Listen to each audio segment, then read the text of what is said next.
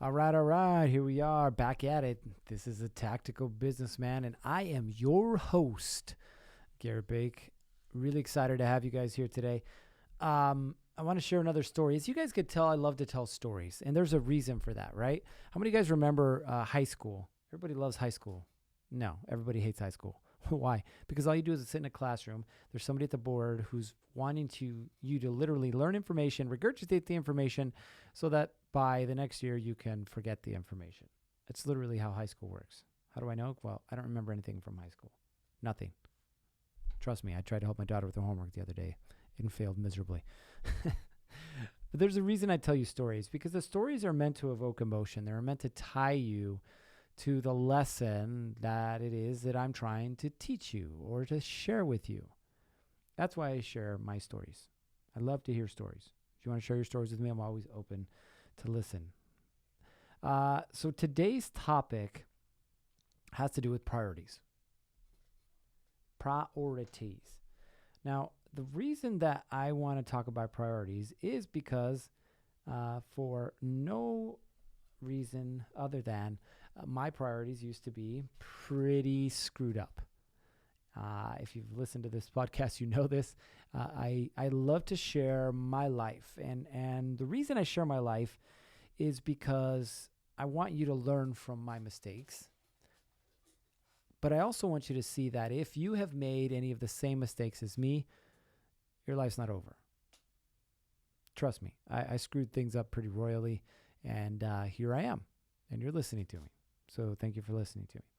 So we talk about priorities. I want to talk about not just like one story, but kind of a trend, a theme, if you will, that started to happen to me over the years. Now, working as a police officer, I worked varying days, hours, and it was just this constant mix of, well, when am I going to be working and when am I going to be home? And my wife didn't like it, but she understood it. She supported me, right? Like every good wife does.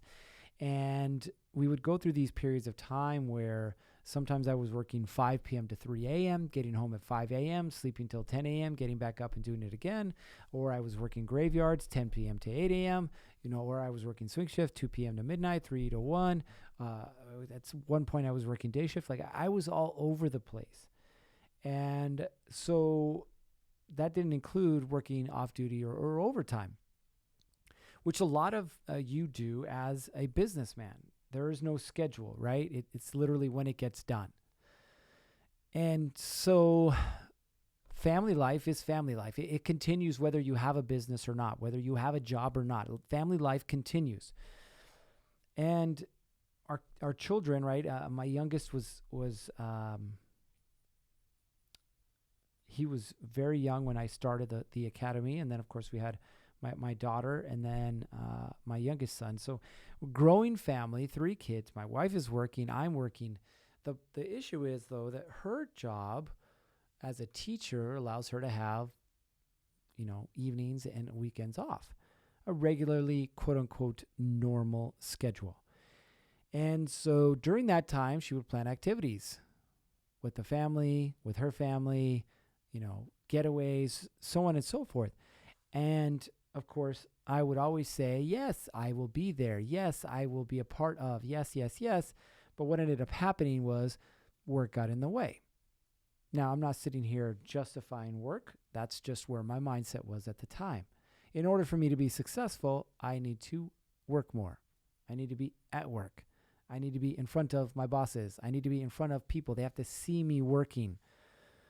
Sound familiar? Well, what ended up happening was I would miss like simple things, a weekend trip with the family.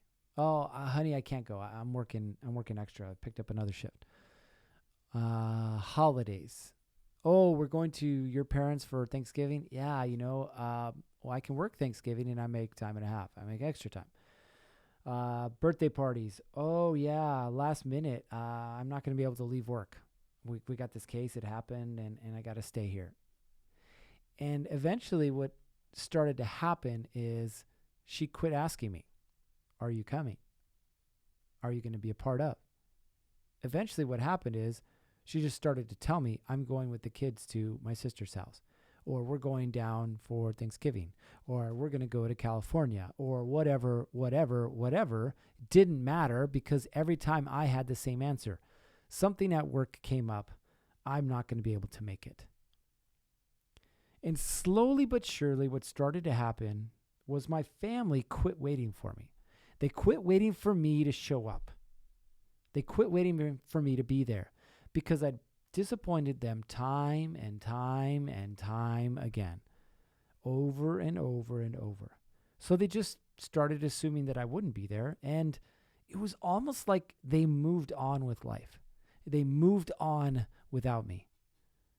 And here I was thinking that I was the man of the house, and I would get home and my wife would be doing something with the kids, or she'd be playing a game, or they'd be swimming, or they'd be out shopping, or they'd be out doing an activity, they'd be out doing something. And I was like, hey, what about me? And she'd be like, what about you? You never told me when you were coming home. I didn't know when you were going to be back. And I remember getting so pissed off and angry at her, blaming her for the fact that I didn't have a relationship with my kids, blaming her for the fact that I didn't have a relationship with her because she wouldn't wait for me.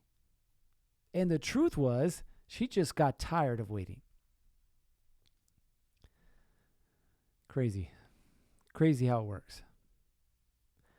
Now, I want you to see the correlation here. So in one of my coaching groups recently, we were in discussion about priorities in life. And during this time, this discussion, right, I gave them a challenge. And the challenge was this: list the 5 things that you consider most important in your life. Doesn't matter if it's personal, doesn't matter if it's professional. List the 5 things that you consider most important. So I gave them a couple minutes to kind of gather their thoughts, and we started to share. And there was a lot of similarities there. The next thing that I asked them was, list the 5 areas in your life that take up most of your time. So they took a few minutes to write those things out. And what we noticed was there was a distinction and a difference between what we wanted our daily life to be like, i.e. our priorities, and then where most of our time was taken up. In other words, they weren't matched up. So when you think about the frustrations in life, much like I was experiencing, much like you probably are as well, it's because of this distinction or this separation or this difference between where it is that you want to spend your time, where your priorities are, in other words, and where it is that you're actually spending your time. So I tried this with a couple of other groups, and shockingly, I know, the answers were quite similar. So I want to share those answers with you as you're thinking about this. The top 5 rated priorities. Now, they're in no particular order, right? But the top 5. 1, family. 2, God. 3, health. 4, freedom, mostly of time. And then 5, helping others, making a difference. Be that with family, church, community, so on and so forth. And then the 5 areas of time commitment. Now, this was based on the time of hours committed or invested. 1 would be work. 2 would be drive. Yes, I said drive. 3 is dealing with problems and issues. 4 is social media. And 5 is the honey-do list. That's right. You guys do have a honey-do list. I know it because I have one too.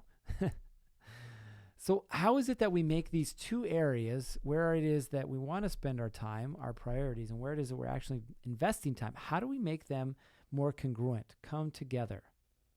So I want to share with you 4 steps that I shared with my clients. Now, these 4 steps, again, proven steps to help you. So take these to heart. Use them. Number 1, conversation. Wait, what? Yes, conversation. You have to have the conversation. Quit avoiding it. See, there's a difference between knowing that your life's not working and actually being willing to have that conversation. Talking about the tension and the stress between what you really want and the reality of your lives. Because when you start to talk about it, it actually gives you permission to change. The other thing that you need to do is include your spouse in the conversation. Why? Well, she's part of the equation. In fact, she's probably a large part of the equation. And this will really help you as well. The sooner you can acknowledge it, the sooner you can talk about it, the sooner then you can work on a plan to change. Speaking of plans, number 2, and this is equally as important as the first, however, cannot happen without the first, an action plan. See, it's cool to talk to your wife about wanting to change, wanting to spend more time with her and the kids, or wanting to spend less time at work, so on and so forth. Live the quote-unquote balanced life. It's really cool to talk about it. But it's another step and another level to actually make it a reality. I've discovered that action plans are very effective. Now, by taking the time to plan both short-term and long-term plans, then you give yourself permission to intentionally work towards what? Specific goals. See, and even with small successes, you start to what? You start to move the needle. Move the needle towards that balance that you're looking for. But pay attention to even the small changes, because I will guarantee you this will not happen as quickly as you'd like it to.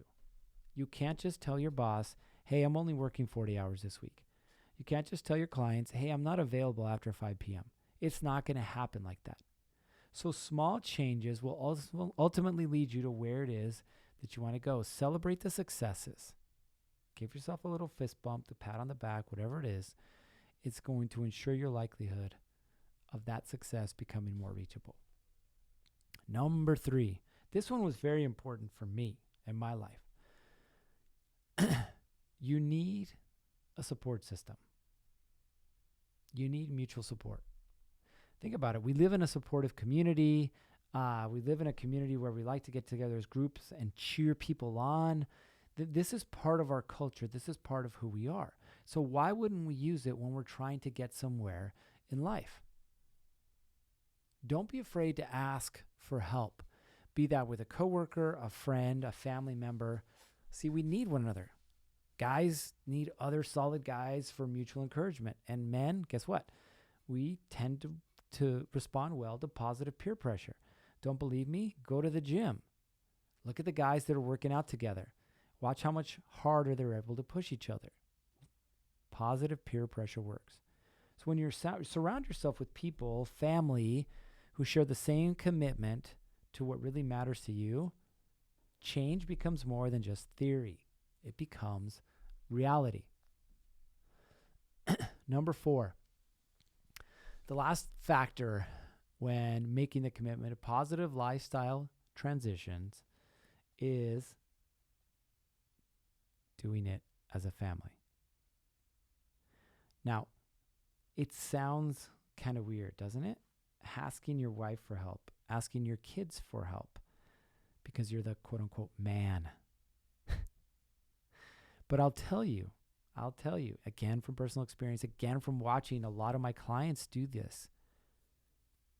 Having your wife on board and having your kids on board, 1, it helps you stay more accountable, but 2, everybody knows what they're trying to do. So if you ask your wife to help you follow through on spending more time with the kids, guess what? She's going to help you. She's going to be like, hey, don't forget, you said you're going to take your son to go watch a football game tonight. Like, you can work out a plan. Success, which is the ultimate thing that we're chasing, believe it or not, contrary to popular belief, requires something called humility. Requires commitment or community, and also requires accountability. Now, imagine if you were trying to spend more time in this balanced life, and then you recruit 2 of your coworkers or 2 of your employees to do the exact same thing. How much cooler is it going to be when the conversation on Monday is, hey, what did you do this weekend with the wife? What did you do this weekend with the kids? Versus bitching and moaning about the fact that you spent all weekend working. See, when your golf game takes second place to your child's play dates, you know things are changing. And change is always more realistic when we do it together. Listen, I'm going to challenge you. I'm going to challenge you to make up your own list. See how your list lines up. And then take these action steps to make the lifestyle that you've always wanted a reality. All right, that's all I got for you today. Y'all know the drill. It's easier to stay ready than it is to get ready. We'll see you guys on the next one. Peace out.